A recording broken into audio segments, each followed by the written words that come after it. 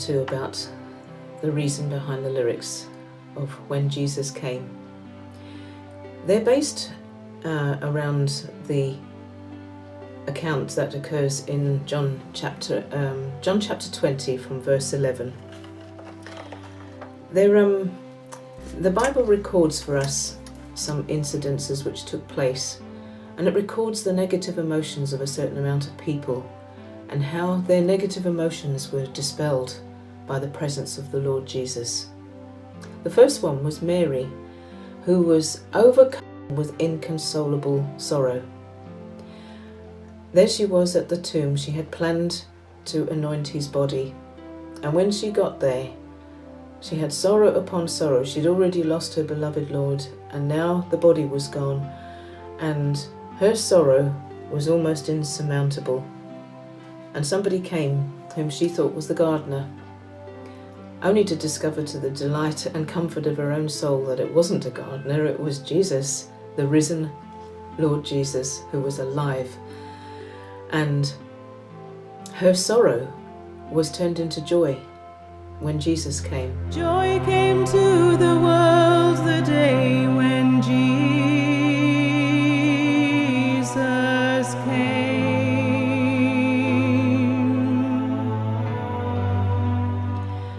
Just a little while later, there was a bunch of disciples gathered together behind closed doors for fear of the Jews. And Jesus came and stood in the midst of them and said, "Peace be unto you." And he showed them his hands and his feet, and they saw the scars, and they knew it was him. And the Bible tells us, then were the disciples glad when they saw the Lord. Their fear was turned into gladness when Jesus came. Just how God could fill their hearts with joy turned out to true belief, giving broken lives a brand new start. And a little while afterwards, it was about a week, Thomas was with them. For some reason or other, the first time when they were gathered together, Thomas was absent, and the disciples told them what had happened, and for some reason or other Thomas couldn't grasp it and he wouldn't believe it. But the second time he was there, and when Jesus came, he focused his attention on Thomas and he said, "Look, Thomas, see my hands and my feet and my side. Come and see for yourself and handle and see." Well, Thomas, he didn't have to do any of that. Just one look at the Lord Jesus was enough to show him, and was enough to dispel that doubt and replace the doubt with rock solid belief when Jesus came.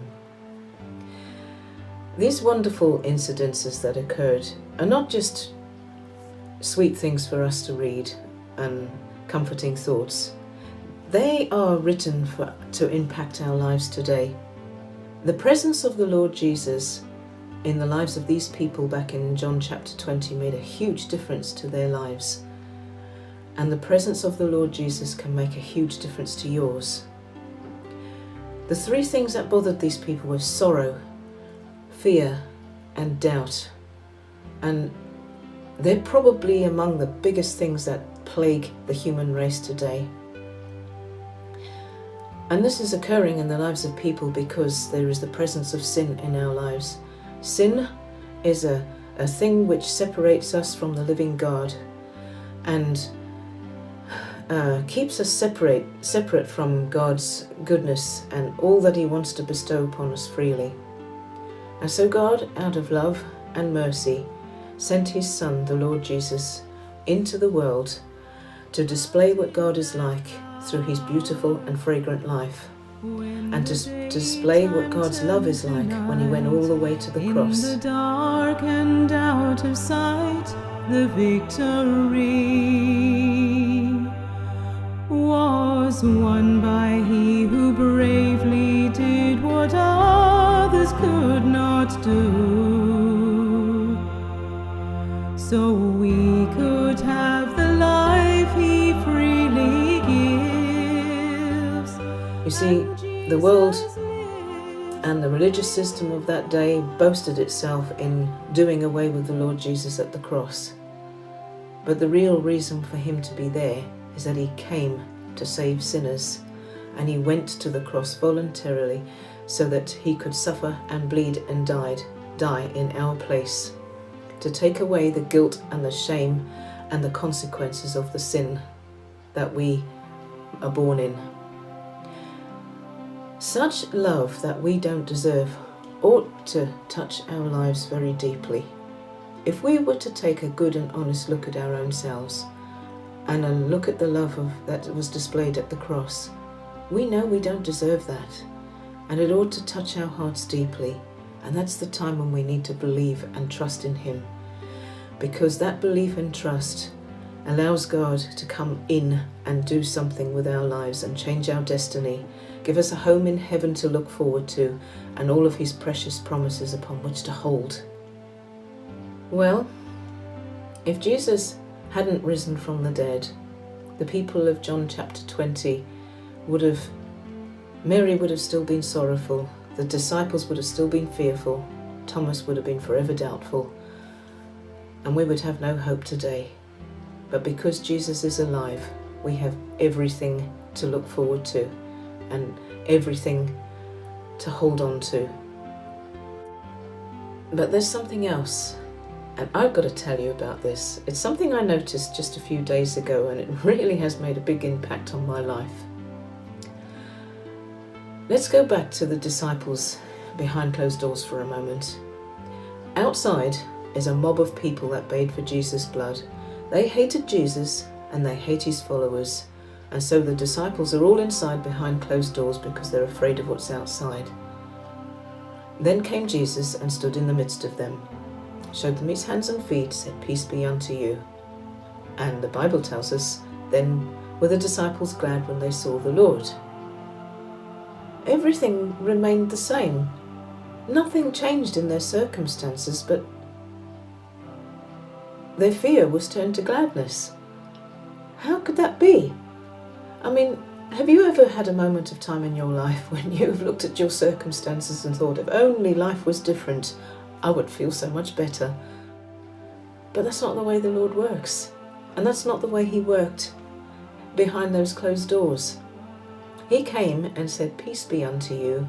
They focused on the Lord Jesus, and for a moment of time, they weren't focusing on outside, and everything changed from the inside. Everything remained the same out there, but they had changed. The Bible tells us, then were the disciples glad when they saw the Lord. Sometimes things just don't change, and you have to change on the inside. I don't know what your difficulties are. You may be full of sorrows. You may be going through circumstances that no one knows about, insurmountable, choking fear, sorrow, bewilderment, doubt, hopelessness. I have no idea what you're going through, but the Lord does. And your circumstances may never change, but he can change you from the inside. And there's only one way of doing that.